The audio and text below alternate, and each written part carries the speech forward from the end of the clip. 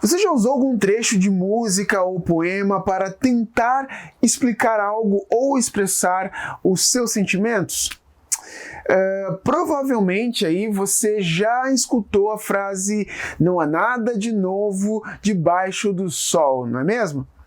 Bom, ela quer dizer que tudo que é feito, principalmente no campo artístico, não é completamente original.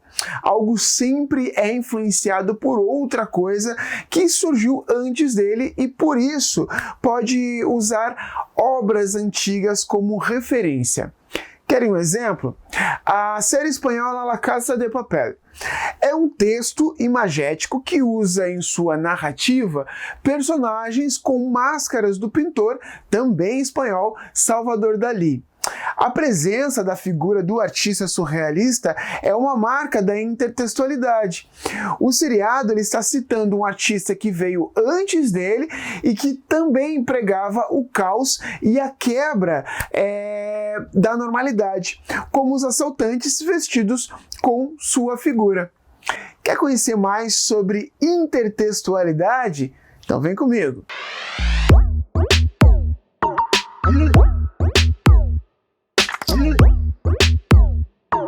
Fala pessoal, professor Thiago Charme aqui para mais uma aula de interpretação de texto e vamos direto aqui falando sobre a intertextualidade, que é aí um recurso utilizado por artistas em livros, poemas, filmes e músicas, em que um texto ele faz referência a outro.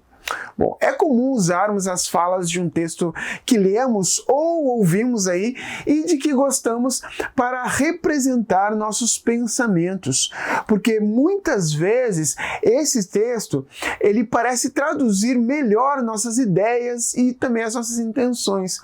Naquele momento em que não encontramos palavras para expressar o que pensamos, surge aquelas ditas por alguém e que ficaram aí na memória. Bom, quando vocês se aproximam aí de um texto já existente e o reproduz de forma a relembrar a mensagem original, vocês estão estabelecendo aí uma relação que liga o conteúdo do seu texto a outro. Esse processo de criação aí, ele é conhecido como intertextualidade.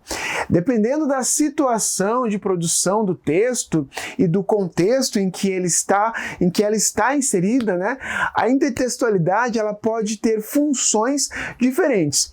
Por isso, existem vários tipos de intertextualidade. Então a gente vai ver aí alguns desses tipos e como elas se classificam. Nós podemos dividir então a intertextualidade em explícita e implícita. Dessa forma, nós vamos entender melhor as características de cada um desses grupos, tudo bem? Bom, a intertextualidade explícita é aquela em que fica nítido para o leitor a referência que o autor está utilizando no seu texto.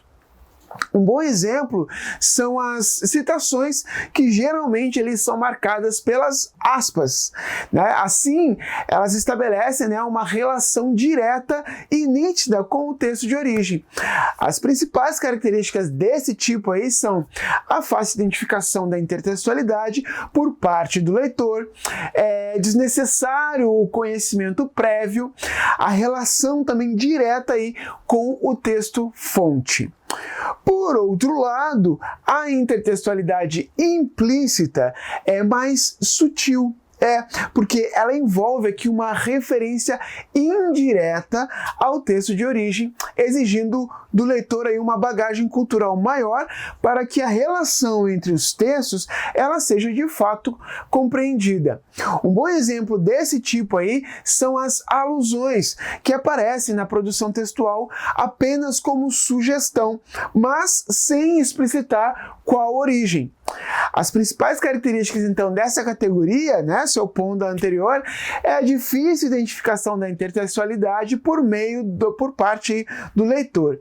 E aqui há também a necessidade de conhecimento prévio, diferente da explícita. A relação indireta com o texto original também é uma característica dela. E quantos tipos de intertextualidade existem, gente? Existem 10 tipos principais, ok? Bom, nós vamos começar pela Citação. A citação, ela envolve aí a transcrição do texto exatamente como foi dito no original e deve estar acompanhada da identificação da fonte. Exatamente. Geralmente a citação ela é marcada por aspas, né, no texto e introduzida pelos dois pontos. A citação ela é muito utilizada aí como um recurso de autoridade e ela ajuda então a trazer mais credibilidade ao texto. Por exemplo, segundo a escritora Conceição Evaristo, abre aspas, a exceção só serve para confirmar a regra. E que regras são essas, sociais e raciais, dentro da sociedade brasileira, que para alguns vencerem determinadas barreiras é muito fácil? Fecha aspas. Viram? Bom, o próximo tipo aí de intertextualidade é a paráfrase. Na paráfrase também há a referência aí ao original. No entanto, gente, diferentemente do que ocorre na citação, aqui o autor ele utiliza as próprias palavras para poder aí reproduzir o que foi dito no texto de origem.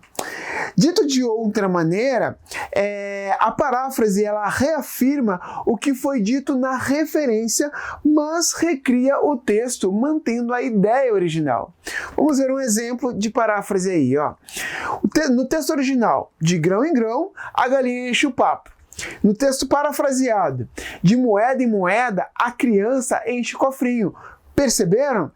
Notem que, apesar de usarem termos diferentes, as duas frases aí, elas partilham da mesma ideia, a de que a constância leva então ao resultado desejado. E a alusão, gente? Bom, a alusão, também conhecida como referência, ela ocorre quando o texto ele remete a uma determinada obra, personagem ou situação retratada em outros textos. Por exemplo, ele ganhou um presente de grego. A expressão faz alusão ao cavalo de madeira, repleto de soldados escondidos, que os gregos lá enviaram aos troianos como se fosse um presente por ocasião da guerra de Troia. Outra frase que usamos bastante e também faz alusão aí à guerra de Troia também é: aquela solução agradou a gregos e a troianos. Viram? Bom, a quarta aí é a tradução. Sim, um dos mais conhecidos, mas que muitos não sabem aqui, que é um tipo de intertextualidade, é a tradução, e consiste em passar um texto de um idioma para o outro. Na maioria das vezes, o tradutor ele não transpõe as ideias do texto original de forma estrita, né? Porque nesse contexto ele exige adaptações e um processo diferenciado de interpretação do que está lá no texto de origem, certo? Bom, já ouviram falar em bricolagem? A bricolagem, ela consiste na construção de um texto por meio da junção de diversos fragmentos de outros textos. Esse tipo de intertextualidade é muito comum no mundo da pintura e também na música, em que muitos artistas aí eles utilizam trechos e melodias de outras músicas em seus novos trabalhos. Chamamos nesse caso, né, da música de sample, que não tem absolutamente nada a ver com plágio. Tudo bem, gente? Entretanto, a bricolagem ela aparece também na literatura quando um texto ele é criado a partir de fragmentos de outros. Um ótimo exemplo de bricolagem é o filme Shrek, né? Ao abordar diferentes contos de fadas, mesmo que de forma irônica. Nesse processo, gente, o autor ele pode inovar mudando o tom das frases e unindo ali diferentes referências para criar novos sentidos. A epígrafe é o uso da citação de um texto para introduzir um tema que será discutido. Ela é muito comum em trabalhos acadêmicos, né? Monografias e em livros. Representa a opção do autor por escolher um trecho de outro texto para introduzir a sua obra. A epígrafe dialoga diretamente com o conteúdo que será abordado na nova obra e faz com que interajam, mesmo que brevemente, entre si. As epígrafes, então, elas são geralmente utilizadas usadas para introduzir capítulos de livros, monografias, como eu falei para vocês, teses e dissertações, entre muitos outros trabalhos aí acadêmicos científicos. Por exemplo, vejam só, alguém na área da saúde, né, que sabe como é importante o cuidado com cada paciente, poderia tranquilamente usar a epígrafe, abre aspas. Por vezes sentimos que aquilo que fazemos não é senão uma gota de água no mar, mas o mar seria menor se lhe faltasse uma gota. Fecha aspas. Aí cita Madre Teresa de Calcutá, que é a autora dessa frase. Partimos agora para a paródia, que é um tipo de intertextualidade que se utiliza da crítica para discorrer aqui e reescrever o texto de origem de uma forma irônica. O objetivo aqui é satirizar as ideias do texto original, criando muitas vezes um efeito cômico. Vamos ver um exemplo de paródia, gente. Vejam só o texto original do século XIX. Ó, que saudades que tenho da aurora da minha vida, da minha infância querida, que os anos não trazem mais. Trechinho aí do poema Meus 8 Anos, de Casimiro de Abreu, século XIX. Texto parodiado no século XX. Ó, que saudades que eu tenho da aurora de minha vida, das horas de minha infância, que os anos não trazem mais. Percebam que o Oswald de Andrade, também com o nome de Meus 8 Anos, ele faz aí uma paródia, ele satiriza com o poema do Casimiro de Abreu. Passando agora para o pastiche, que envolve aqui o uso de estilos de outros autores em uma mesma obra. Enquanto a paródia faz isso com o intuito de satirizar o texto original, a ideia do pastiche é criar algo novo por meio da imitação indireta de outros escritores. Ele possibilita aqui, portanto, a origem de novos textos a partir dos fragmentos de muitos outros aqui, e é bastante utilizado aqui também em músicas e também em imagens. Vamos ver um exemplo aí, ó. No texto original. Pois é, tenho dito, tudo aleivosia que abunda nesses cercados, mais que nada. Foi assim mesmo, eu juro, compadre Quenhenhen, não me deixa mentir, e mesmo que deixasse, eu mentia. Lorotas, porra louca, no juízo dos povos, além das gerais. Menina mágoa, loura deu. Não deu? Aí um trecho de Guimarães Rosa do Grande Sertão Veredas. Agora vejam só o texto pastiche. Compadre Quenhenhen, é que sabia, sabença geral e nunca conferida. Por quem? Desculpe o arroto, mas estou de arofagia, que o doutor não cuidou no devido. Mágoa loura era a virgem mais pulcra das gerais, como a Santa Mãe de Deus, Senhora dos Rosários, rogai por nós. Aí um texto do Carlos Heitor Conino. A próxima intertextualidade é o crossover, né? Que é um tipo bastante usado no cinema e na TV. Ele acontece quando um personagem de uma trama ele aparece em outra trama, ou quando a situação de uma obra ela é inserida em outra. Um exemplo dessa estratégia aí é nos filmes de heróis, tanto, né, tanto da DC, né, quanto da Marvel. Há sempre um herói que aparece em um filme de outro herói aqui, de outro super-herói. Na série The Walking Dead, por exemplo, há 2 personagens que saem da original e surgem na spin-off, né? Fear the Walking Dead, que é o Morgan e o Dwight. Isso é crossover. E por fim, meus queridos, nós temos o hipertexto. O hipertexto é um tipo de intertextualidade aqui muito comum na internet, né? Na verdade, ele envolve aqui uma forma de escrita não linear e sem hierarquia que permite ao leitor a liberdade de escolher vários caminhos. Isso mesmo.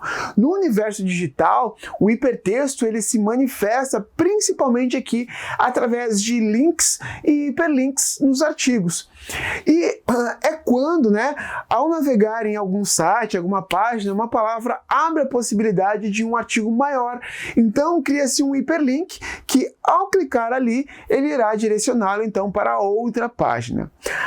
A intertextualidade, gente, é um dos assuntos que os estudantes geralmente encontram aí dificuldades em entender quando está presente aí nas provas.